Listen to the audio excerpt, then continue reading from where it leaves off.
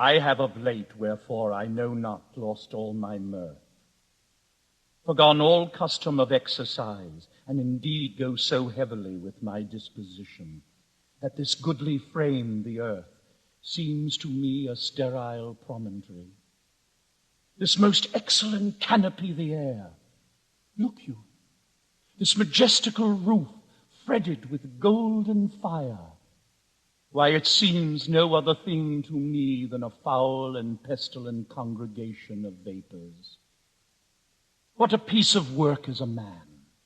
How noble in reason, how infinite in faculty, in form and moving, how express and admirable. In action, how like an angel. In apprehension, how like a god.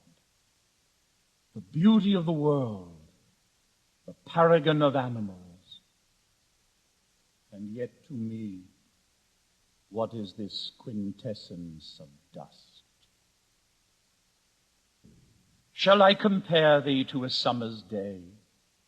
Thou art more lovely and more temperate. Rough winds do shake the darling buds of May, and summer's lease hath all too short a date.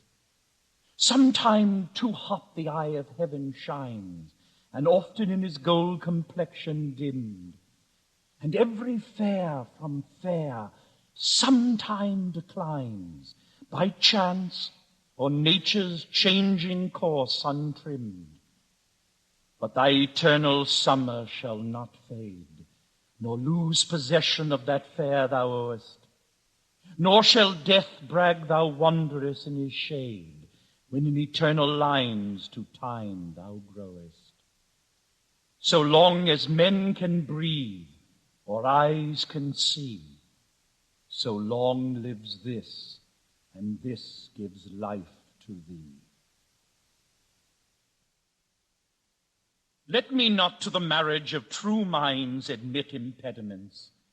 Love is not love which alters when it alteration finds, or bends with the remover to remove. Oh no, it is an ever-fixed mark that looks on tempest and is never shaken. It is the star to every wandering bark, whose worth's unknown, although his height be taken. Love's not time's fool, though rosy lips and cheeks within his bending sickle's compass come. Love alters not with his brief hours and weeks, but bears it out even to the edge of doom. If this be error, and upon me proved, I never writ, nor no man ever loved.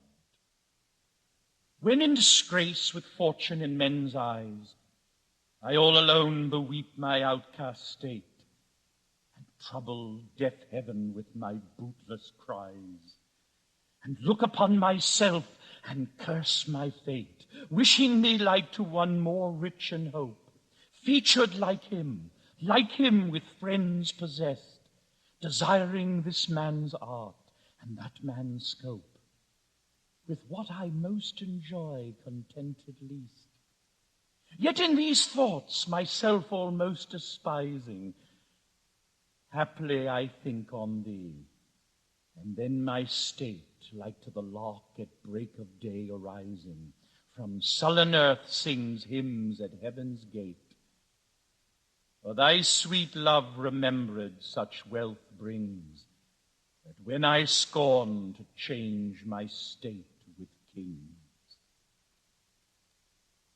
To be thus is nothing, but to be safely thus.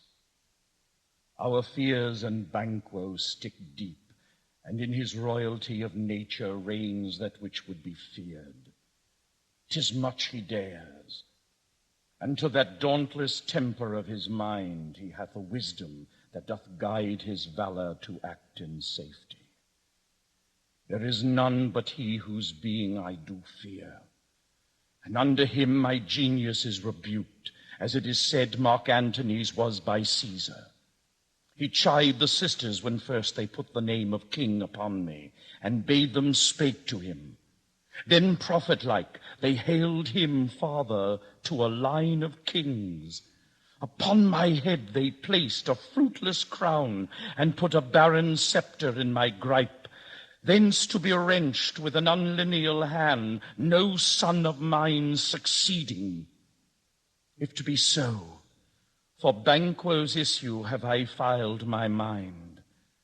For them the gracious Duncan have I murdered, put rancors in the vessel of my peace, only for them, and mine eternal jewel given to the common enemy of man, to make them kings, the seed of Banquo kings.